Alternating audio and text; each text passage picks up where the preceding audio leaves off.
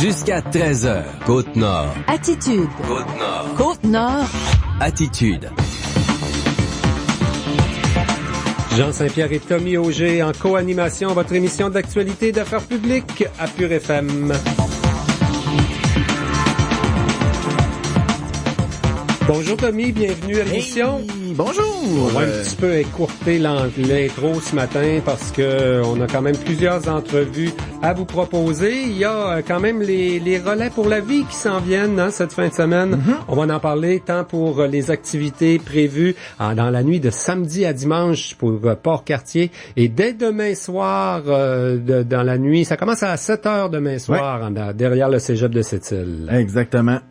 Donc, pour parler du relais pour la vie, c'est vers 12h40 qu'on va s'entretenir avec Joanne Guillemette, qui est présidente du côté organisateur du côté de Port-Cartier. Pour cette île, le président d'honneur, Serge Lévesque, de même qu'une des organisatrices, là, Geneviève Giroux, qui a aussi son équipe de marcheurs-marcheuses, seront avec nous pour nous parler du relais pour la vie cette fin de semaine. Ce matin, j'ai jasé avec le maire et le commissaire industriel à Thetford Mines. On l'appelle toujours Thetford Mines, mais il y en a plus des mines à Thetford. Ouais, mais là, c'est il y en le a nom, plus des emplois dans les mines. Nous autres, on s'appelle bien Sept-Îles, puis il n'y a pas Sept-Îles, hein, fait qu'on va leur laisser leur Thetford Mines. Ouais. Ben c'est ça, mais il y en a déjà eu, bien sûr, les mines d'amiante, on le sait, là, depuis 2012, c'est tout fermé. Ça a été fort dans les années de Duplessis, entre autres, mais les mines d'amiante, à partir des années 70, là, la mauvaise réputation du matériau et tout ça, on fait en sorte qu'il y en a plus d'exploitation minière dans cette région. On a dû diversifier l'économie. Il y a une mission économique des gens des PME, le commissaire industriel Luc Rémillard, le maire Marc-Alexandre Brousseau seront avec nous donc à midi dans quelques minutes. Régent Porlier, le maire de Sept-Îles, et Luc Rémillard et Sylvain Larivière, oui, le directeur de développement économique Sept-Îles, sont également avec nous. On va aussi parler de tourisme ce midi, Tommy. Oui. Avec le directeur de Tourisme Côte-Nord, Mario Leblanc, et la responsable des coms, Catherine Allard. Hier, il y avait l'Assemblée générale annuelle pour Tourisme Côte-Nord Duplessis. Puis là, on lance la saison estivale. Là. Oui, ça s'est fait du côté de Forestville. Il y a encore deux entités, deux conseils d'administration, un pour l'Est, un pour l'Ouest, mais pour la plupart des dossiers, dont les fameuses campagnes publicitaires, on a investi 1 million, là, on travaille au niveau de la Côte-Nord. Donc voilà, c'est ce qui s'en vient à Côte-Nord Attitude. Avant cette série d'entrevues, on vous propose à l'instant un bulletin d'information régionale. Actualité Pure FM. Tommy, il y avait un autre orignal qui a réalisé une incursion en zone urbaine ce matin à Sept-Îles. L'animal a été vu près de l'école du Boisé dans le Haut-Sainte-Famille. Il a emprunté les rues Smith et Saint-Laurent avant de reprendre le bois près du dépôt à neige de la ville de Sept-Îles. Il était quand même pas au centre-ville, dans le bout de l'école du Boisé, mais il s'en venait chez nous, là. Il semble que les agents de la faune ont été prévenus assez rapidement cette fois. Ils se sont rendus sur place tôt ce matin. Samedi dernier, un jeune orignal est mort dans les eaux du Saint-Laurent après une escapade au centre-ville sur la rue Arnaud et au Vieux-Quai de Sept-Îles. Le ministère de la Faune invite toujours les citoyens à signaler rapidement la présence d'animaux sauvages en zone urbaine. On contacte simplement le service connu, là, SOS Braconnage 1-800-463-2191. Forestville accueillera une équipe de tournage d'une série télé américaine cet été. Jusqu'à 125 personnes séjourneront dans la municipalité de la Haute-Côte-Nord pour cette production hollywoodienne. La mairesse Micheline Anctil était heureuse d'annoncer hier la nouvelle qui va apporter une grande visibilité internationale à la ville. La maison de production américaine confirmera les détails et le nom des acteurs plus tard. Les tournages de la série télé de type thriller sont prévus sur plusieurs semaines et devraient commencer en juin. Des tournages sont prévus sur la plage de la Baie Verte à Forestville. Plusieurs sites au Québec et aux États-Unis ont été envisagés avant de choisir celui de la Côte-Nord. Beaucoup de spéculations hier du côté du Labrador concernant la réouverture éventuelle de la mine de fer Scully, l'ancienne mine de Cliff Resource. Il y a même le syndicat des métallos du côté anglophone du Labrador qui a signé une entente avec une compagnie appelée Takara Resource. C'est une compagnie américaine dans le secteur du Minnesota qui veut acheter la mine de fer Scully. L'histoire a un peu commencé avec un site Internet qui affichait des emplois pour une réouverture de la mine Scully. Bien sûr, plusieurs médias au Labrador se sont emparés de l'histoire. Finalement, il y a eu des informations plus officielles avec les métallos du Labrador, entre autres le porte-parole du syndicat, Tony DePaulo, se réjouit pour les familles du Labrador. C'est quand même beaucoup d'emplois. La mine, rappelons-le, est fermée depuis 2014, avant même que Cliff se place sous la protection de la loi de la faillite. Elle alimentait l'usine de bouletage de cette île, qui elle a été récupérée là par le gouvernement avec la Société du Plan Nord. Du côté du ministre des Ressources naturelles de Terre-Neuve-Labrador, il a expliqué hier qu'il reste plusieurs étapes avant la vente de la mine, qui est soumise à la loi sur les arrangements avec les créanciers. D'autres entreprises, dont Alderan, ont montré de l'intérêt pour la mine de fer Scully, fermée par Cliff. L'école Notre-Dame de Galix a gagné un laissez-passer pour la grande récompense Nestlé Pure Life du Grand Défi Pierre Lavoie. Les élèves de Galix iront célébrer au Stade olympique de Montréal les 17 et 18 juin. Galix a remporté le tirage au sort pour représenter la Côte-Nord parmi toutes les écoles de la région participantes au Cube d'énergie 2017. Les élèves pourront s'amuser à Montréal tout en étant au cœur de la plus vaste mobilisation québécoise pour de saines habitudes de vie. Les jeunes de Galix ont déployé des efforts extraordinaires tout au long du mois de mai afin d'obtenir des cubes d'énergie nécessaires pour la grande récompense Nestlé. Un beau prix quand même, hein? Oui, toute la gang de Galix qui vont se rendre à Montréal 2 jours. Ils n'auront même pas à participer aux compétitions. Ils sont là comme observateurs. Ils vont s'amuser à Montréal en même temps que ce grand événement. Et puis, il y a une trentaine d'entrepreneurs qui étaient réunis à Sept-Îles hier, en ce début de saison touristique, pour l'Assemblée générale annuelle de Tourisme Côte-Nord-Duplessis. L'industrie se réjouit. L'an dernier, le milieu de l'hébergement là a voté pour la taxe, harmoniser la taxe sur l'hébergement. Elle est donc de 3,5 %. Et cet argent-là sert à la promotion de la région. Tourisme Côte-Nord dépense près d'1 million de dollars en 2017 pour ses campagnes de publicité. On va parler des priorités du plan stratégique de développement de tout ça avec le directeur de Tourisme Côte-Nord, Mario Leblanc, qui sera avec nous, de même que la responsable des coms, Catherine Allard, vers 12h30. La Société de protection de la forêt contre le feu, la SOPFEU, note une hausse du danger d'incendie dans le nord. Le beau temps des derniers jours et les précipitations dispersées entraînent un indice très élevé dans les secteurs de Shefferville, Fermont, Chibougamau et Bay James. Ce sont les secteurs les plus susceptibles à l'allumage de feu dans la forêt du Québec présentement. À Sept-Îles et Port-Cartier, l'indice de risque d'incendie affiche le niveau élevé pour la première fois. La SOPFEU a ajouté un échelon à son échelle de risque. Il y a aussi les niveaux très élevés et extrêmes. Les pêcheurs et les villégiateurs de la Côte-Nord sont invités à demeurer vigilants avec les articles de fumeurs et les feux de camp. Depuis le début de la saison, les pompiers forestiers de la SOPFEU ont combattu 57 incendies. Ça complète nos actualités régionales. Dans quelques instants, 2 maires et 2 commissaires industriels sur nos ondes. Le maire de Thetford Mines, Marc-Alexandre Brousseau, et le commissaire industriel là-bas, Luc Rémillard, sont en visite chez nous. On a aussi Régent Porlier et Sylvain Larivière de Développement économique Sept-Îles sur l'entrevue. Attitude. 70 %? 70 %. 70 %? Oui, 70 % sur une vaste majorité de lunettes en stock. La clinique d'optométrie Les Mérillons, anciennement les Barniques de Joséphine, liquide une partie de son inventaire pour faire place à ces nouveaux modèles de lunettes récemment arrivés. Apportez votre prescription ou prenez rendez-vous pour un examen de la vue et profitez de cette chance de vous offrir des lunettes à petit prix. Cette promotion prend fin le 30 juin 2017. Clinique d'optométrie Les Mérillons, 648 Boulevard L'Or, 960-2425. C'est la promotion demi-prix chez Sport Expert et Atmosphère. Achetez un article et obtenez le deuxième à 50 % de rabais. Certaines restrictions s'appliquent. Détail en magasin. Attraction radio en direct.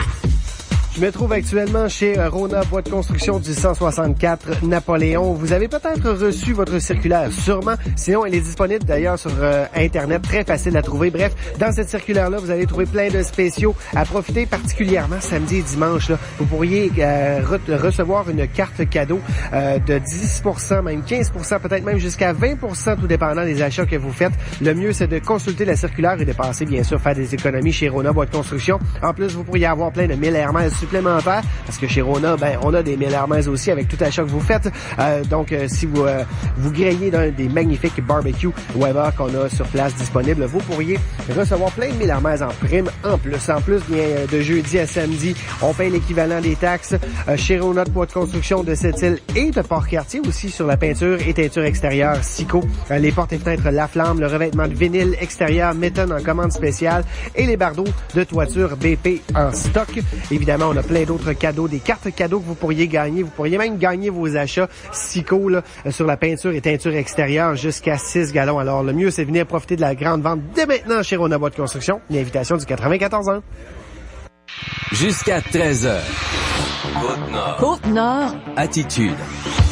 Pure FM. 94. Il y a plusieurs PME de Thetford Mines qui sont en visite à Sept-Îles. Des visites industrielles sont prévues du côté du port de Sept-Îles, de Pointe-Noire également aujourd'hui et du Cégep. Avec nous, les maires des deux villes, Sept-Îles et Thetford Mines, les commissaires industriels ou directeurs généraux des sociétés de développement également. Mission du même genre, hein, des gens de Sept-Îles se sont rendus là-bas. Il y a déjà... On a beaucoup de choses en commun. D'abord, des villes qui se ressemblent pour la grosseur. Thetford Mines, c'était une ville qui était uniquement minière, il n'y a pas si longtemps quand même dans le temps, qui s'est transformée par la force des choses. On a une belle complicité, puis c'est ça. Ça s'est transformé un peu plus loin avec on est allé avec des entrepreneurs de la Côte-Nord, de Sept-Îles, on est allé rencontrer les gens de Thetford Mines. Aujourd'hui, c'est le retour de l'ascenseur. C'est à leur tour à venir voir ce qui se passe ici. Puis l'idée derrière ça, naturellement, c'est, j'espère, de développer des partenariats, voir des occasions d'affaires, avoir des choses complémentaires, que je te dirais, des économies complémentaires, parce qu'il y a un potentiel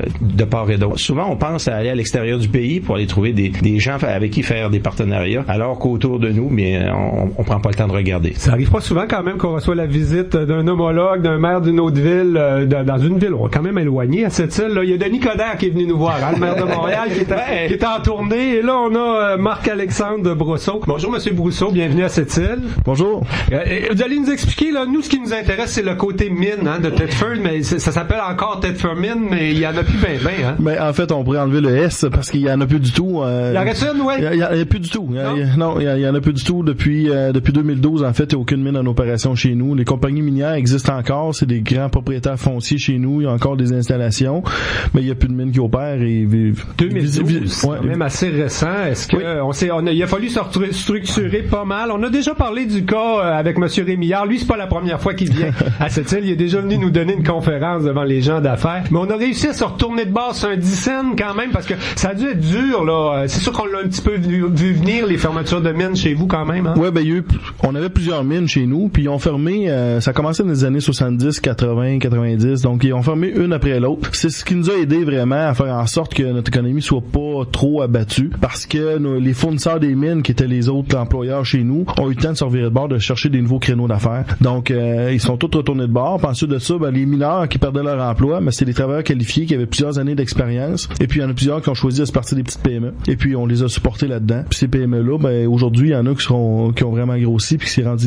des entreprises importantes. Donc, on a basé notre économie là-dessus. On a décidé, nous, de faire, de dire notre développement économique va se faire par nos gens d'affaires à nous. On a arrêté de payer quelqu'un avec une valise à faire le tour de la planète, à essayer de trouver une entreprise qui débarquait avec 500 emplois. On a dit, on va travailler avec nos entreprises pour les aider à croître, pour les aider à réaliser leurs projets, parce que souvent, les gens d'affaires sont occupés puis ils laissent des projets sur les tablettes. C'est une triste réalité, mais c'est ça, ils sont occupés puis c'est normal. Dans ce temps-là, ils veulent pas tout le temps chercher plus d'ouvrages, même s'il y a un peu d'argent à faire puis des emplois créés, ils sont occupés. Donc, nous, ce qu'on a dit, on va leur faciliter la vie le plus possible, on va travailler avec eux pour que leurs projets se réalisent. Quel beau modèle pour cette île quand même, là. Sylvain Larivière, qui est notre commissaire industriel, le directeur de développement économique cette île. C'est un peu ça qu'on a vu, hein. C'est un modèle de diversité, puis surtout de stimuler l'entrepreneurship, ce qui est pas évident dans une région comme cette île, où ça devait être la même chose à Thetford Mines, où on avait quand même des salaires élevés dans les compagnies minières puis tout ça. Des fois, on cherche pas à partir sa propre business, là, quand on est syndiqué métallo, mettons, là. Non, c'est ça, effectivement. Mais en même temps, qu'est-ce qu'on essaie de voir, c'est qu'il y a tout de même des opportunités. On regarde ici, il y a des grandes entreprises qui sont ici encore, mais qu'est-ce qu'on essaie de voir aussi, c'est de dire, regardez, il y a peut-être des opportunités qui sont là, on va les saisir. Puis, des fois, on n'a peut-être pas la capacité de le faire nous autres mêmes, on peut essayer d'être complémentaires. Puis c'est pour ça un peu les exercices qu'on fait projet de faire des missions, ben ça nous permet justement de dire, bon, mais regarde, il y a peut-être des PME qui pourraient être complémentaires. Puis à un moment donné, ben on va être capable de pouvoir tirer notre épingle du jeu, pas juste sur la Côte-Nord, mais d'aller à l'extérieur aussi. Puis on le voit, il n'y a pas encore de résultats tangibles, mais tu vois qu'il y a déjà des relations qui se fait, puis qu'on essaie vraiment, là, les entreprises, ils regardent, il y a des opportunités, on est complémentaires. Ça va nous permettre peut-être de faire une couple de millions, en tout cas de générer des revenus intéressants. Puis donc c'est intéressant pour les deux entreprises là. Dans quel secteur là, on parle de 8 entreprises, des PME de Thetford Mines qui sont ici chez nous pour créer des liens, des maillages. Là, c'est dans quel secteur d'activité qu'on a des affinités là, qu'on est en train de s'acoquiner avec Thetford Mines? Mais c'est sûr qu'on regarde là du côté de l'industriel, il y a beaucoup de joueurs. Puis je vous dirais la brochette de PME qu'on a, autant de Thetford Mines que ceux qu'on a ici, on a autant du technologie de l'information que des produits industriels, des services aussi. Fait que tu sais, c'est assez varié. Il y a des niches qui sont intéressantes, donc c'est ça qu'on essaie de travailler ensemble. Là. Puis c'est un peu ça aussi là, le mandat. À un moment donné, des fois, les entreprises pouvaient avoir des réticences quand il y avait des entreprises qui venaient de l'extérieur venir ici. Mais en même temps, nous autres, qu'est-ce qu'on leur disait? Regarde, essaie de faire des partenariats avec la région, des entreprises du coin. Puis ça, ben ça va peut-être te permettre, les gens ici ont comme la clientèle locale, puis ont certains contacts aussi. Puis là, ben t'es capable de faire un dossier qui est gagnant-gagnant. Là. Fait que c'est ça qui est plaisant là, de ce côté-là. Puis j'ai aucun doute qu'avec développement économique, cette île, on est capable de les accueillir là pour que ça soit un voyage mémorable pour eux autres. D'ailleurs, on est en pleine saison de crabes, crevettes, tout ça. On a choisi les dates aussi. Hein, pour c'est ça. On a fait ça.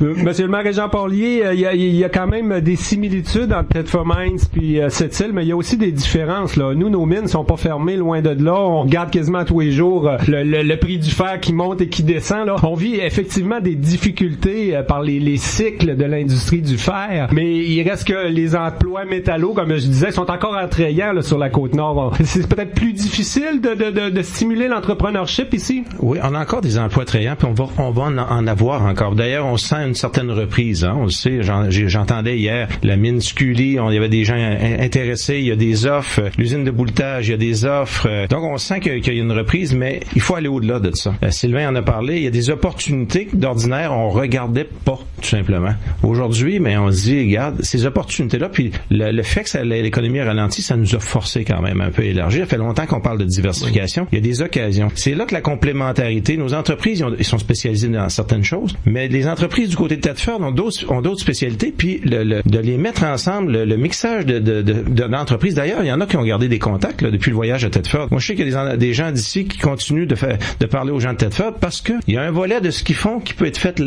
avec des gens là-bas en complicité. Tout ça mis ensemble, ça peut juste être stimuler l'économie, puis élargir nos horizons, puis c'est ce qu'on a besoin d'élargir nos horizons. Moi, ce que j'aime, Jean, des gens de Thetford, là, ce que j'aime de toute façon des gens en général, là, je pensais à ça hier, je me disais, quand tu vas dans un souper, là, t'as pas envie de t'asseoir toujours à côté de la personne qui veut te conter tous ses problèmes. Tu vas essayer de t'asseoir à côté de la personne qui a des projets, puis qui voit pas la montagne comme l'obstacle, puis dire, on va pas encore une autre. Mais des gens qui disent, regarde, comment on va s'y prendre cette fois-là pour la traverser. Marc-Alexandre puis Luc, c'est deux bons exemples de ça. C'est des gens qui cherchent des solutions, sont en mode solution, trouver des façons de faire autrement, des opportunités. Ça fait du bien de côtoyer des gens. On a des gens comme ça ici chez nous aussi. Puis c'est le fun de l'accompagnement qui se fait présentement avec développement économique. J'aime ça, ce que je vois. Il y a une belle complicité qui s'installe. Puis aujourd'hui, c'est avec Thetford. D'autres fois, ce sera avec d'autres. Mais de chercher ces partenariats-là, c'est comme ça, moi, que je vois le développement, la diversification. Puis il y a un beau potentiel. On a trouvé des bons alliés. On espère que ça va durer longtemps. Et on a su cette semaine, là, avec la réalisation d'un forum économique du côté de Ouachat, Macmaliotenam, qui est quand même enclavé dans la ville de cette île, là, que ça va prendre 60 emplois de nouveaux par année juste pour nos amis les Inuits ici, là. Il y en a 600 qui sont aux études post-secondaires qui vont sortir dans les 10 prochaines années, puis ils ont besoin d'emploi, eux autres aussi, là. Mais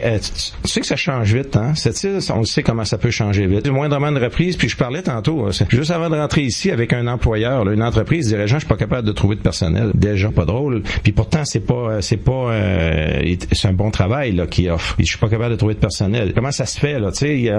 Mais c'est ça la dichotomie, un peu la difficulté justement, les très bons emplois, les emplois, la difficulté à trouver des gens. Pourtant, ça veut dire qu'il y a du travail. Ça veut dire qu'il y a du travail qui est offert. En réalité, là, on a plusieurs défis. C'en est un. On comprend que c'en est un. Fait qu'imagine là, quand la reprise va être là complètement, la difficulté de ces gens-là, ces entrepreneurs-là à recruter. Fait que d'élargir nos horizons, parler avec des gens de l'extérieur, moi je pense que ça va être très aidant. Luc Rémillard est à sa deuxième visite chez nous, le directeur général de la Société de développement économique à Thetford Mines. C'était venu rencontrer les gens d'affaires. Dites-moi, M. Rémillard, êtes-vous un modèle pour plusieurs villes comme ça au Québec? Quoi, vous faites le tour pour aller donner Thetford en exemple? Non, on va où on nous invite. Comme je le disais la première fois que je suis venu, je pense qu'on n'a peut-être pas un modèle, mais bon, on raconte notre histoire. Puis ce qui est intéressant avec cette île, c'est qu'on a un ADN qui est assez commun là en termes de secteur minier. Fait que c'est peut-être pour ça qu'on a des ressemblances. Puis quand on se parle, on se comprend. On arrive un peu du même. On a vécu la même chose. C'est pas ça là chez vous les emplois dans les compagnies minières, même si c'était de l'amiante, là, c'était des bons salaires là. Ben on était longtemps. On n'est plus dans la crise des années 40-50. Non.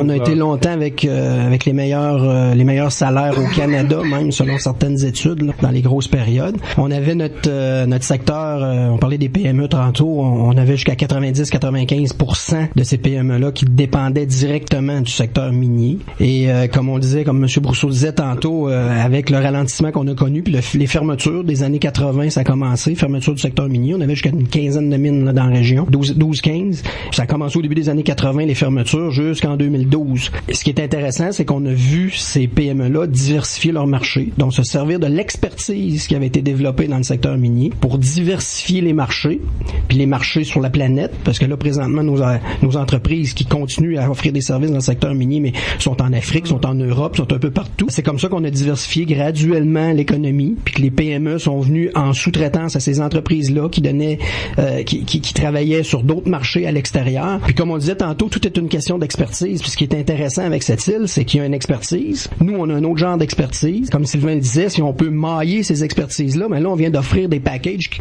commencent à être très intéressants pour des marchés qui sont même extérieurs au Québec puis au Canada. Et présentement, c'est un peu ça qu'on fait là, avec les dernières visites qu'on a eues.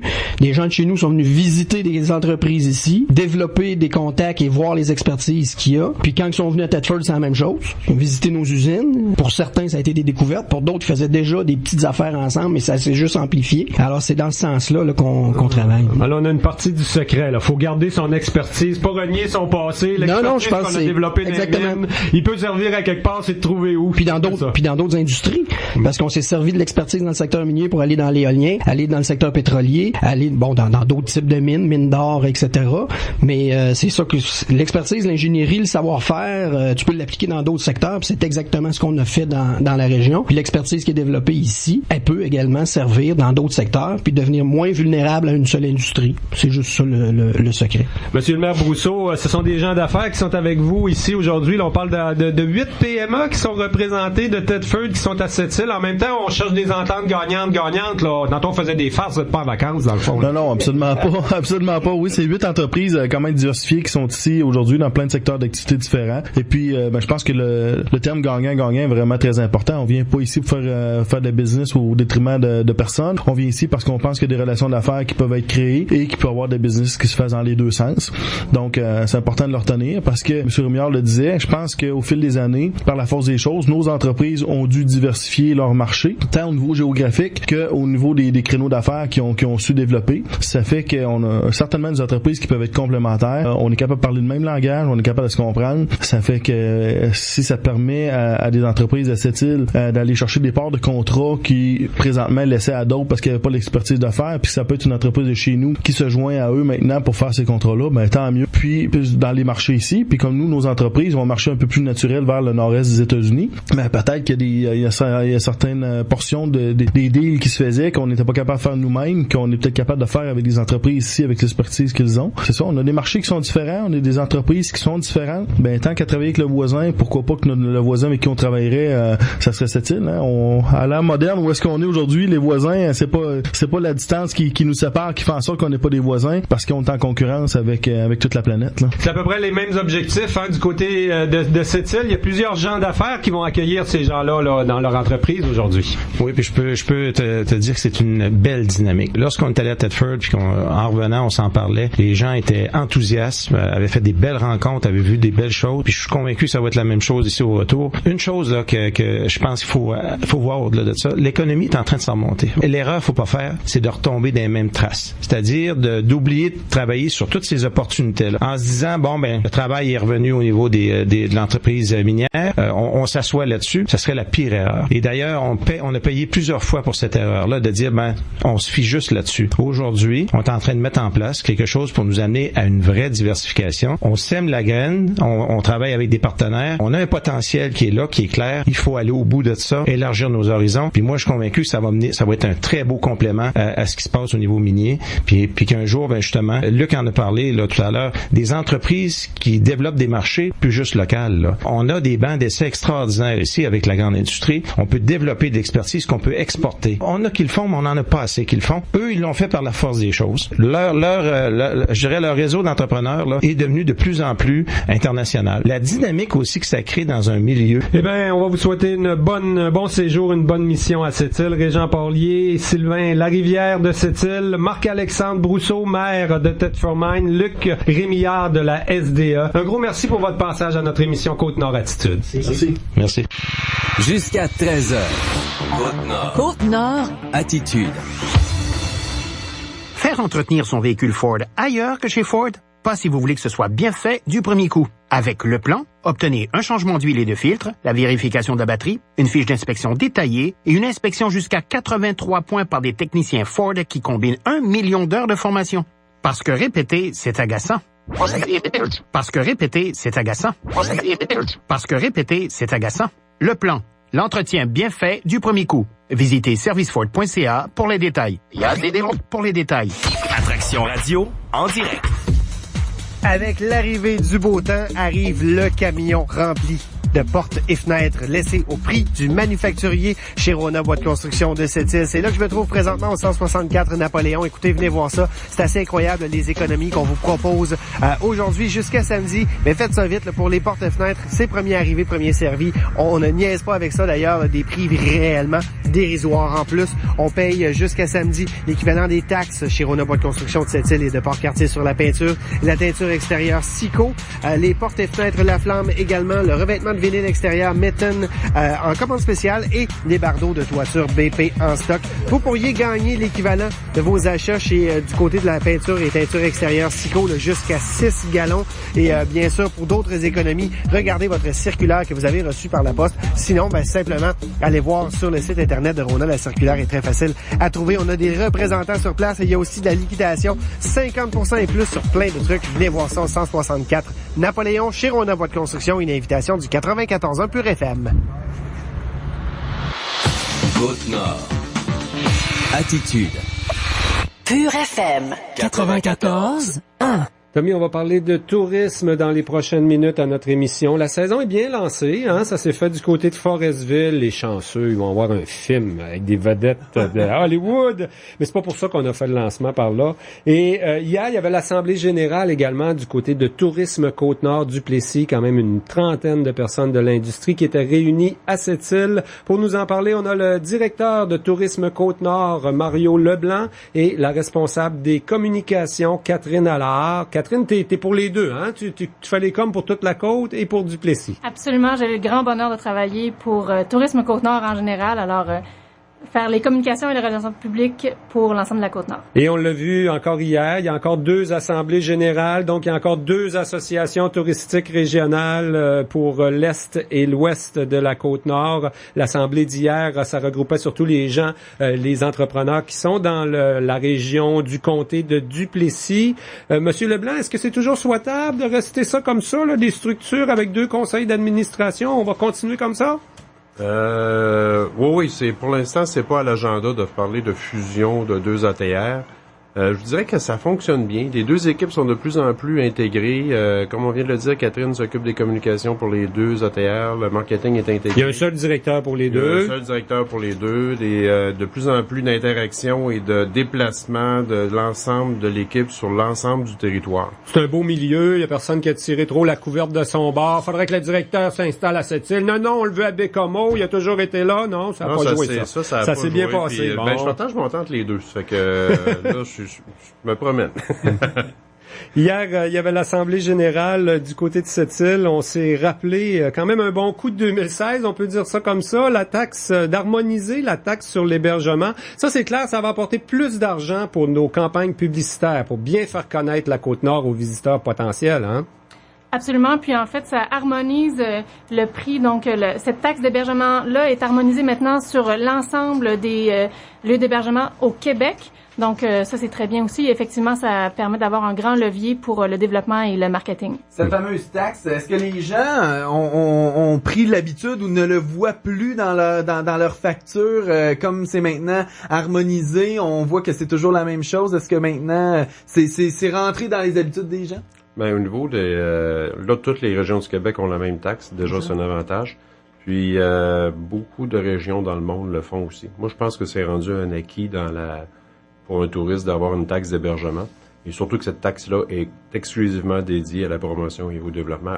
Elle revient dans les poches des membres, en quelque sorte. Et elle est très utile. Ça va paraître plus dans les budgets l'an prochain là pour la promotion, les campagnes publicitaires et tout ça. Là, la saison est lancée. On est quand même en début de saison. Des visiteurs, on les attend. Là, on commence à peine à en voir un petit peu. Tous les bureaux d'accueil, c'est déjà, on répond. Vont être ouverts. Tous les bureaux d'accueil vont être ouverts tous au complet à partir de la Saint-Jean-Baptiste. Oui, c'est ça. D'ailleurs, le vrai démarrage autour de la Saint-Jean. Les préposés à l'accueil dans ces bureaux-là reçoivent d'ailleurs une formation sur l'excellence de l'accueil et du service à la clientèle sur le territoire de Duplessis. Le salon découverte se passe en fin de semaine et sur le territoire de Manicouagan, c'était la fin de semaine dernière, la tournée de familiarisation. Alors, il y a des très grands efforts. On pourra s'en reparler d'ailleurs sur tous les efforts de l'accueil et du service à la clientèle là, pour vraiment être des bons ambassadeurs. Autour de l'ouverture le 24 juin. Oui. Là, présentement, en fait, l'année passée, tu m'as donné les chiffres hier, Catherine, là, c'est 100 118 personnes qui sont entrées dans un des 21 bureaux d'accueil là, sur le vaste territoire. Là. Il y en a un à Fermont,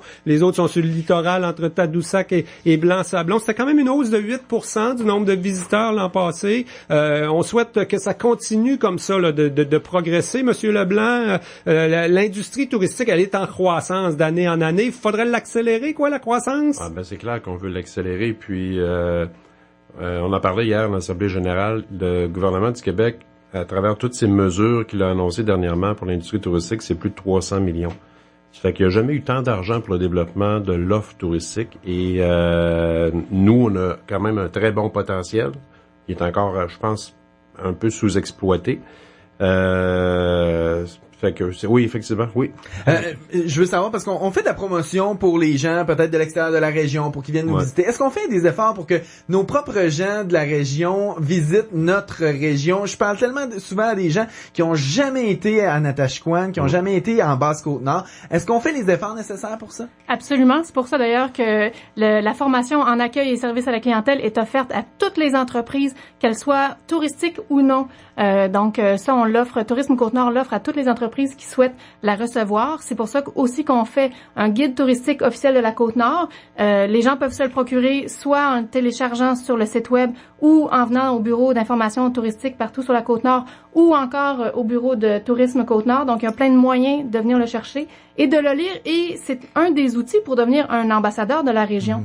Alors, oui, et de absolument. se donner le goût de parcourir notre propre territoire. Tout à fait. Moi, je vois les gens de Havre-Saint-Pierre, la main gagnée, qui misent beaucoup sur le tourisme pour leur avenir, parce que la mine, on sait qu'elle a une fin, là, du côté de Rio Tinto, ça va plutôt mal, d'ailleurs, du côté minier depuis quelques années. Je trouve ça, il me semble que ça peut être très utile d'avoir un nouveau directeur à Tourisme Côte-Nord, quelqu'un qui baigne pas là-dedans depuis des années, là, puis dans les mêmes débats, puis avec les mêmes... Votre œil extérieur, il est pas mal passé, là. Vous avez fait le tour. On avait parlé d'une tournée la dernière fois que vous êtes venu ici. Ça n'a pas pu se faire en motoneige cet hiver, là. Mais là, vous commencez à la connaître, la région, à connaître les gens qui sont dans l'industrie. Est-ce qu'on fait les bonnes affaires de la bonne façon, là, actuellement?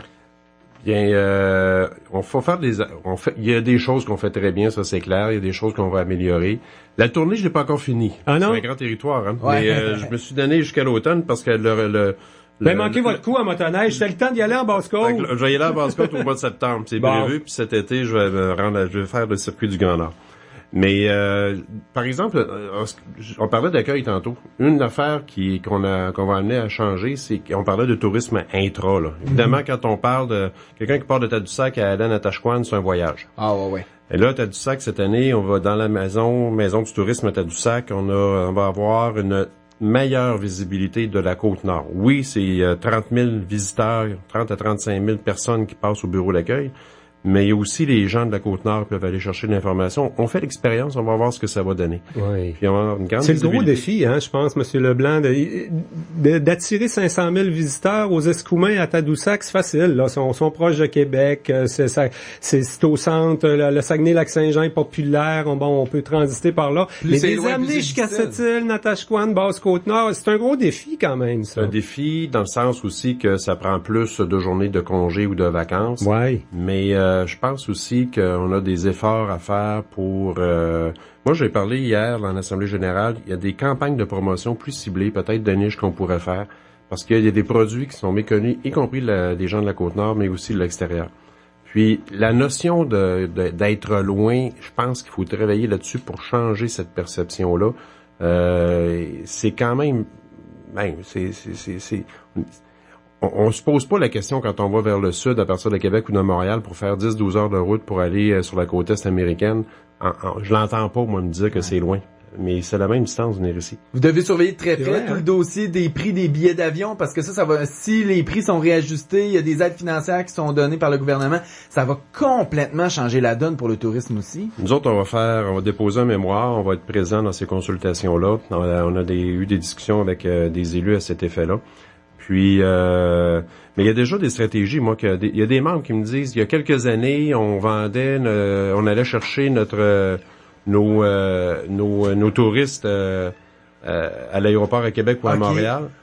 Mais maintenant, on est capable d'avoir un billet d'avion Paris-Bécomo, par exemple, ou Paris-Sept-Îles pour juste à faire l'escale à Montréal, puis c'est 150 pièces de plus pour venir ici. C'est pas comme si on achetait le billet. Fait qu'il y a des stratégies qu'on peut développer aussi de ce côté-là.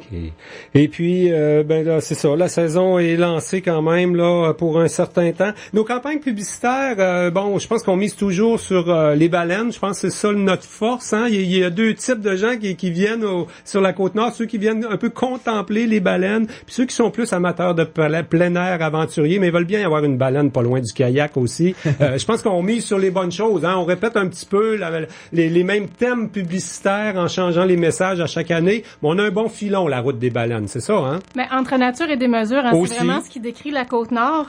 Donc, effectivement, dans deux vidéos promotionnelles qui s'adressent soit aux contemplatifs, donc qui apprécient les paysages, la grande nature, les grands espaces, ou aventuriers, effectivement, qui sont des gens qui vont davantage pratiquer des sports de plein air. Et oui, toujours les baleines, c'est un incontournable. Et on parlait de la Mingani un peu plus tôt dans l'entrevue. Parc Canada célèbre le 150e anniversaire de la Confédération canadienne et donc permet l'accès gratuit aux gens. Donc, l'archipel de Mingan, la réserve de Parc Canada de l'archipel de Mingan, ça fait partie des incontournables et vraiment cette année, c'est une occasion en or pour aller visiter ce coin de pays-là qui est magnifique. Monsieur Leblanc, je voyais dans le communiqué à Catherine qu'on a reçu hier qu'il y a beaucoup de choses qui ont été discutées là, à cette île, à l'Assemblée générale, au niveau des priorités pour les prochaines années. Il y a quand même plein de choses dans le bilan également, mais il y a un plan d'action là pour jusqu'en 2020, un plan stratégique. On vise 560 000 personnes. Est-ce qu'il y a des choses qui nous manquent à court terme là sur lesquelles qui sont plus prioritaires que d'autres? Moi, je pense toujours aux traversiers là vers Anticosti puis vers la rive sud pour pas qu'on ait tu sais, le problème du tourisme Côte-Nord, c'est linéaire, puis on revient sur le même chemin. C'est un dossier prioritaire pour vous, ça? Le lien avec la Gaspésie, c'est un dossier prioritaire. Et puis, j'ai eu justement des discussions hier avec les intervenants de ce dossier-là, de ce projet-là. Puis, il y a aussi le circuit Grand Nord qui est important. Puis, il y a une autre affaire aussi qu'on parle pas beaucoup, je trouve, c'est les croisières. Les croisières, il reste quand même que cette année, il y a une augmentation importante. Il y a les chefs de croisière, les chefs d'escale seront plus en mesure que moi d'en parler. Mais, on parlait des baleines, mais ils viennent pas seulement pour les baleines ici. Il y a le tourisme autochtone qui est important, qui attire. Il y a les barrages. Quand on parle du circuit Grand Nord, c'est les barrages. Et ça, il faut se faire connaître sur d'autres éléments aussi. Puis si on peut aller dégager des fonds pour faire des campagnes marketing sur d'autres créneaux plus nichés, il y a quelque chose à gagner. Ben oui, il y a tout le chasse et pêche, les pourvoiries. Des fois, il y a des magazines spécialisés dans certains domaines comme ça. Là, on a la région en même temps, c'est hors saison estivale. On a la région qui a le plus de pourvoiries. On a la région qui a le plus d'escales de croisière. On a les baleines avec Tadoussac. On est la région qui le barrage de Ménic 5, c'est encore le barrage, un barrage unique au monde. Il y a plein de choses qu'il faut falloir. On met pas tous nos œufs dans le même panier dans la non, je parle. Bon, ben on garde l'objectif 560 000 visiteurs pour 2020, c'est ce que souhaite le plan stratégique, et puis on va espérer qu'il y en ait le plus possible qui viennent loin sur la Côte-Nord, là, au moins jusqu'à Sept-Îles, même jusqu'au bout de la route minimalement. Monsieur Mario Leblanc, directeur de Tourisme Côte-Nord, Catherine Allard, responsable des communications. Un gros merci pour votre passage à Côte-Nord Attitude en direct aujourd'hui. Merci, bon été. Merci. On parle des relais pour la vie de Sept-Îles et Port-Cartier dans les prochaines minutes. Vous écoutez Côte-Nord Attitude, en direct du studio Sept-Îles Embellissement Nutri de Côte-Nord.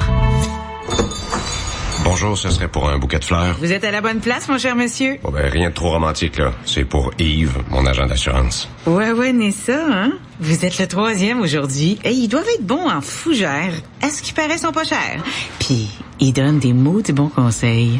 Les dégâts d'eau sont la première cause de réclamation en assurance habitation au Québec. Assurez-vous d'être bien couvert en contactant votre agent Wawanesa Assurance. Il pourra vous proposer une protection adaptée à votre situation. Wawanesa, la grande assurance à petit prix. Les deux frères Barrio. Même adresse, même numéro. Besoin d'un service de mécanique mobile ou de faire l'entretien de votre automobile? Passez voir Dave à la Shop à pneus. Pour la réparation ou un remplacement de votre pare-brise, avec Vitre Expert, la réparation de votre pare-brise est 100% garantie à vie. Pascal vous offre son service mobile qui va directement à vous, peu importe où vous êtes. Il s'occupe même des réclamations d'assurance. La Shop à pneus et Vitre Expert. Même adresse, même numéro de téléphone. 35 rue Napoléon, 962-3411. La Shop à pneus et Vitre Expert, 962-3411. Attraction radio, en direct.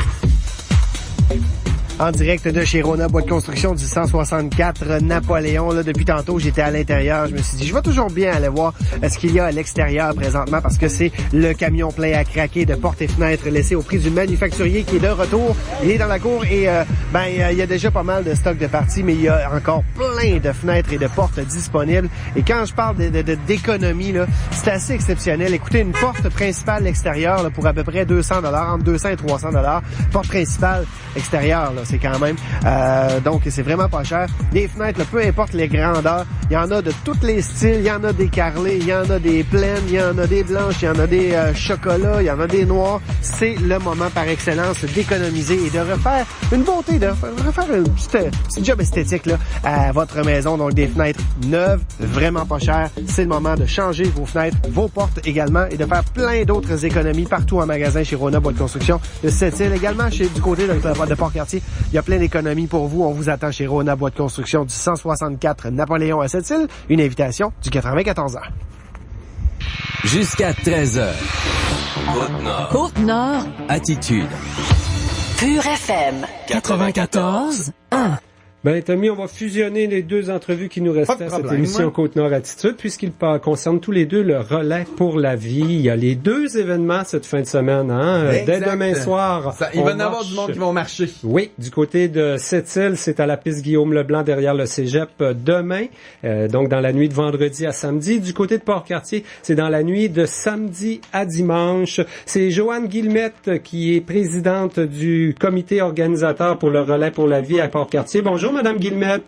Bonjour, Monsieur Saint-Pierre. Et en studio à Sept-Îles, on a le président d'honneur du Relais pour la vie 2017, l'ancien maire de Sept-Îles, Monsieur Serge Lévesque. Bonjour. Bonjour à vous. De même que Madame Geneviève Giroux, qui t'es impliquée au sein du comité organisateur et t'as ton équipe aussi là pour samedi. Oui, en fait, cette année, je suis coprésidente avec Stéphane Bergeron du comité organisateur et j'ai, moi aussi, mon équipe, je donne l'exemple, de marcheurs pour le relais relais, on a ramassé les sous. Ça en prenait deux pour prendre la relève de M. Boisvert, qui était président, là, très impliqué. Il donne encore un coup de main, je pense. Oui, il est toujours là pour nous aider, là, pour les préparatifs. On peut pas sortir le relais du gars, ça, c'est sûr et certain. Exactement. Du côté, premièrement, je m'adresserai peut-être à Mme Guillemette du côté de Port-Cartier. Juste pour rappeler, peut-être, c'est où exactement que ça va se dérouler du côté de Port-Cartier? Nous, ça se passe dans la cour du centre récréatif socio-culturel là à Port-Cartier, du côté vraiment. On a changé de côté. C'est pas du côté du SOLA de l'école, c'est de l'autre côté du centre sportif. D'accord. Et là, on célèbre un anniversaire cette année du côté de Port-Cartier. C'est le 10e anniversaire. De quelle manière on célèbre ça? Ah, écoutez, on a organisé vraiment une superbe belle soirée. Ça va être vraiment beaucoup d'émotions, mais aussi beaucoup de joie, beaucoup de partage. On a vraiment une très belle programmation qu'on vient d'ailleurs de mettre sur notre page Facebook. Alors, si vous voulez aller liker, aller voir qu'est-ce qui va se passer. On a vraiment beaucoup de spectacles avec l'animation de Disco Mobile Mario Richard toute la soirée, qui d'ailleurs, Monsieur Richard fait partie de notre relais pour la vie dans notre comité. Et on a beaucoup d'artistes locaux d'invités là pour toute cette soirée-là. On a Murmure des B, on a également un humoriste, on a aussi Ginny Bezo qui est bien connu. Et d'autres artistes, bien sûr. Ça, c'est vraiment très important, Monsieur Lévesque, Geneviève. C'est vraiment important de l'animation pour que les gens puissent passer à travers cette nuit-là. Ça prend de l'entertainment, là. Compte tenu de l'heure de la journée et de la soirée, les gens, autrement, pour nécessairement sentent une certaine fatigue et la présence de musique emballante va certainement être les revigorer. C'est ce qu'on leur souhaite. C'est ce qu'on nous souhaite. Et on en a pour tous les goûts, évidemment, pour autant de la danse, des troupes de danse, de la chanson, des chansonniers. On en a vraiment pour tous les goûts. Oui, effectivement. Encore une fois, du côté de cette île, on a encore l'école de danse de Christine Bourque qui va venir faire des prestations. On a aussi même des exercices avant la marche. Et c'est comme M. Lévesque disait, on a aussi divers groupes musicaux de différents styles qui vont venir essayer de pepper un peu les gens qui vont marcher. Ben oui, il y a Sophia Poirier qui s'est fait connaître à la voix, l'école de danse de Christine Bourque qui va être là également, Guillaume Beaupré, Tampo 5, Paul-Arthur McKenzie, on a pensé à nos amis Inou, plusieurs chanteuses aussi, ça c'est une belle soirée, je pense qu'on va aller passer la nuit par là. Oui. Yannick Normand, dans le country aussi, ça en prend, c'est populaire à cette île. Alors, des deux côtés, on va avoir des belles programmations de nuit. Pourquoi la nuit, hein? Ça a toujours été comme ça. C'est un peu comme la Société canadienne du cancer qui fixe certaines structures. Là, on commence, par exemple, avec les survivants. C'est un peu partout comme ça, hein? Oui, en fait, le principe de marcher toute la nuit, ça a quand même une symbolique. Oui, c'est imposé par la société, mais au fond, ça a une raison d'être. C'est parce que le cancer, dans le fond, ça dort jamais, que ce soit le jour, la nuit. C'est toujours présent, malheureusement. Puis à travers ça aussi, on a 3 cérémonies qui sont introduites dans la soirée. Donc la première, c'est justement la cérémonie des luminaires pour rendre hommage à ceux qui ont malheureusement perdu leur bataille. Ben en fait, avant ça, il y a celle des survivants pour justement, là encore là, rendre hommage aux personnes qui continuent de se battre contre la maladie. Ensuite, les survivants. Et finalement, à la levée du jour, quand on termine, on prend une cérémonie pour célébrer justement et prendre des engagements, avoir les saines habitudes de vie pour poursuivre notre prévention contre le cancer. J'imagine aussi qu'une des raisons de faire tenir ça en soirée et la nuit, c'est qu'il y a une meilleure disponibilité de la part des participants, qui autrement, en principe, seraient sur le marché du travail dans la journée du vendredi, alors que là, ils sont libérés. En même temps, on fait ça la même fin de semaine, les deux villes, parce qu'on a le soutien de la même organisation, la Société canadienne du cancer. C'est un peu ça, hein? Ça fait des années que c'est en même temps Port-Cartier-Sept-Îles, Mme Guillemette? Oui, ça suit en général là, les 2 jours, vendredi et le samedi. Effectivement, on a 2 personnes qui vont être avec nous de la Société canadienne du cancer, qui nous ont supportés au cours de toute l'année pour la campagne de financement, qui vont être avec nous pour faire de l'animation aussi. Alors, on aime bien travailler avec eux, là. C'est vraiment important qu'on le fasse ensemble aussi à tour de rôle. Du côté de cette île, bon, Monsieur Lévesque, vous êtes bien connu, ancien maire de cette île, vous avez été impliqué dans nombreux projets au cours des dernières années dans votre vie publique. Du côté de Port-Cartier, présentez-nous donc vos deux présidents d'honneur de cette année, Monsieur Jean-Marie Thériault et Madame Jocelyne Dosti. Les fondateurs? Oui, on est vraiment très, très choyés de les avoir avec nous. On les a choisis d'ailleurs parce que c'est vraiment les instigateurs du relais pour la vie dans les premiers temps que ça a débuté, soit là 10 ans passés. Ils ont vendu des jonquilles, ils se sont impliqués, mais en plus d'être notre président et présidente d'honneur, ils font partie de notre comité aussi, avec nos 11 personnes de notre comité très dynamique qui ont travaillé très fort pour la campagne de financement et qui vont être avec nous toute la soirée. Ils font partie d'une équipe, comme moi d'ailleurs aussi, qui fait partie d'une équipe. Donc, on est vraiment contents là, de les avoir avec nous. En même temps, c'est efficace. Hein? Je vois dans le communiqué que Mme Guillemette nous a fait parvenir là, la dernière fois pour le relais pour la vie de Port-Cartier, une nuit pour faire la différence. Parce que ces dons-là, ça va principalement à la recherche. Là, tout ce qu'on va ramasser, tant du côté de Sept-Îles que de Port-Cartier, ça va principalement à la recherche. Quelle bonne cause, hein, M. Lévesque? On connaît tous quelqu'un qui était dans nos familles, qui a été touché par le cancer. On côtoie des survivants lors de l'événement. C'est concret, là. Et il semble, heureusement, avoir de plus en plus de survivants. Ce qui veut dire que le résultat de la recherche est quand même positif et ça doit se continuer. Oui. À Port-Cartier, on maintient l'objectif ou on va le dépasser? 50 000 $, 20 équipes, 60 survivants en fin de semaine. C'est ce qu'on devrait voir? 2000 luminaires? Oui, on est très confiant d'atteindre notre objectif qui est de 50 000 $. Écoutez, notre campagne va très, très bien. On va savoir vraiment le chiffrier tout à la fin, soit le dimanche au matin à 6h45. Puis, de plus, on a une autre activité qui va s'en venir éventuellement en septembre qui va comptabiliser également dans ce chiffrier-là, qui sera les mini-pattes d'espoir aussi qu'on va faire. Donc, cette année, finalement, on aura 16 équipes, 137 marcheurs, 75 bénévoles avec nous, puis 55 survivants, porteurs d'espoir plus survivants auparavant appelés. C'est ça qu'on aura avec nous là pendant cette nuit-là. Bon, et puis quand même près de 12 millions, Tommy, qui a été accumulé là à partir des relais pour la vie au Québec, seulement au Québec là au cours des ans. C'est quand même 12 millions pour la recherche, pas rien. À Sept-Îles, on a des objectifs cette fin de semaine. On est proche de l'événement, là. On sait pas mal combien il va y avoir de personnes là, hein? Oui, effectivement. Pour ce qui est du montant amassé, nous aussi, on est bien confiants de pouvoir amasser les 205 000 $ quand c'était fixé. C'est sûr qu'au niveau des équipes, on avait fixé un nombre assez optimiste, soit à 55. On va en avoir un petit peu moins, par contre, cette année. Mais quand même, on pense avoir été en mesure de combler le petit trou laissé par les équipes en moins avec d'autres moyens de financement. Là, on a essayé d'être un peu imaginatif pour justement ramasser le plus de sous possible. Ça devrait être un succès. Pas les années les plus faciles, hein, ni pour Sept-Îles ni pour Port-Cartier, pour faire des campagnes de levée de fonds quand même. Là. Non, on réussit quand même à... J'utiliserai le mot, là, on réussit à faire des miracles là, quand même dans les levées de fonds, là, des différents, que ce soit pour n'importe quel organisme. On réussit à aller chercher des bons montants, qui aident. C'est n'importe quel dollar qui est amassé aide la cause. C'est ça qu'il faut se dire là. Et ça prouve certainement que c'est une excellente cause. Oui, ça c'est ça. Je pense qu'il y a personne qui peut dire le contraire. Sans contredit. Ouais. Une nuit pour sauver le plus de vies possible, Madame Guillemette. C'est ça, hein, qui motive les gens à Port-Cartier aussi, hein? Ah, c'est vraiment ça. Moi, écoutez, je fais partie vraiment des porteurs d'espoir. L'année passée, j'ai dit que j'allais m'impliquer et j'ai tenu ma promesse au niveau du comité. Donc, du gilet jaune, je passe du gilet jaune et rouge dans le comité.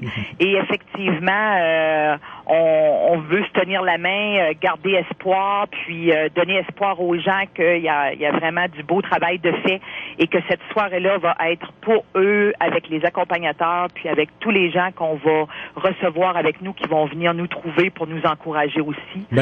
Bravo à tout le monde à Port-Cartier là, qui s'est inscrit puis qui va être là dans la nuit. C'est pas évident de faire... c'est un peu une forme de bénévolat, de don de soi, en plein milieu de la nuit, là, même si c'est la fin de semaine. Faut se réajuster après ça. Surtout Port-Cartier, c'est dans la nuit de samedi à dimanche. Il y a du monde qui travaille lundi matin. Est-ce qu'il y a du monde qui vont faire les deux? Moi, je serais curieux de savoir s'il y a des gens qui vont faire celle de Sept-Îles dans la nuit de vendredi à samedi et qui vont aller du côté de Port-Cartier faire dans la nuit de samedi à dimanche. Il y en a des gens qui ont une force incroyable pour des causes. Il y a les gens de la Société du cancer qui travaillent sur le chiffre de nuit. Ouais, dites-nous-le, là, s'il y a des gens là, qui font les deux, là, envoyez-nous un message sur notre page Facebook de Pure FM. Là, je suis curieux de le savoir. Madame Guillemette, est-ce qu'il y a un moment fort du côté de Port-Cartier? Moi, je retiens toujours le minuit précise à cette île, là, parce que il y a les luminaires, puis c'est beau, puis c'est le fun. Mais à Port-Cartier, est-ce qu'il y a un moment fort dans la nuit? Ah, mon Dieu, le moment fort, il y en a plusieurs, mais je vous dirais que c'est sûr que aux alentours de minuit, vraiment, quand on voit vraiment toute la magie qui se passe, tout le tour des gens qui marchent, c'est un recueillement, c'est un partage, c'est beaucoup d'émotions, beaucoup de force. Écoutez, nous, on va avoir même des massothérapeutes sur place pour donner des massages aux gens, pour vraiment aider un petit peu à continuer les pieds, le dos et tout ça. C'est sûr que la cérémonie des luminaires en tout début à 21h est aussi très magique, très belle à voir. Donc, c'est vraiment un rendez-vous là avec nous pour toute la nuit complète, si vous pouvez la passer avec nous. Ben, on va vous souhaiter bon courage, une bonne nuit de plaisir et de recueillement. Ça commence à 19h du côté de Port-Cartier. Ça se finit à 7h le matin, la nuit de samedi à dimanche. Merci beaucoup, Madame Guillemette. Merci à Monsieur Saint-Pierre. Et pour conclure à cette île, Geneviève, il y a effectivement un moment fort à minuit, mais je pense que l'ouverture aussi, là, demain à 19h derrière le cégep, ça va être un moment fort aussi, là. Tout à fait. Le Tour des survivants, c'est toujours un moment très émouvant où est-ce qu'il y a beaucoup d'émotions dans l'air. Donc oui, c'est effectivement un moment fort de la soirée. C'est le coup d'envoi pour les autres moments forts qui vont suivre pour les gens qui vont avoir la chance d'y assister. Ton équipe à toi, elle est fébrile à ce moment-ci, là. Le travail de collecter l'argent puis tout ça, ça doit être pas mal fait, là. On est à se préparer le corps pour nuit. C'est encore drôle, on poursuit les efforts de ramasser l'argent encore jusqu'à la dernière minute, mais oui, effectivement, là, on est surtout en mode préparation, repos, pour être capable de chaîner les souliers. Ouais, c'est ça.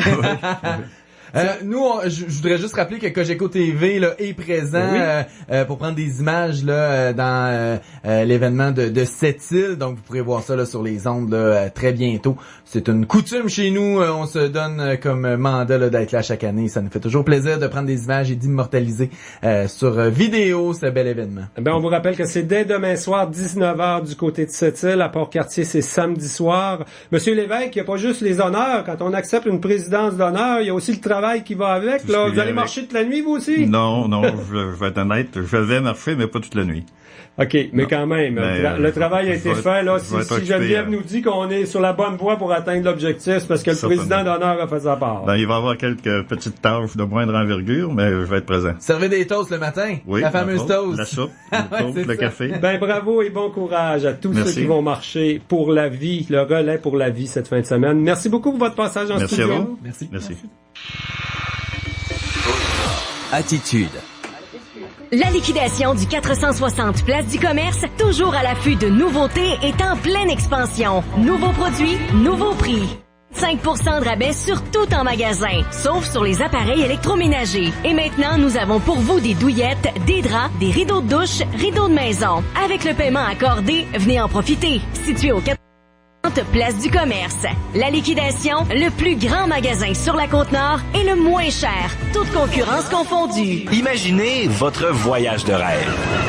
Et maintenant, imaginez que vous gagnez ce voyage. Résident de Sept-Îles et Port-Cartier, en cette année 2017, achetez ou vendez votre propriété avec l'équipe France Pelletier et vous pourriez gagner un crédit voyage d'une valeur de 3 000 $ vers la destination de votre choix en collaboration avec Club Voyage Côte-Nord.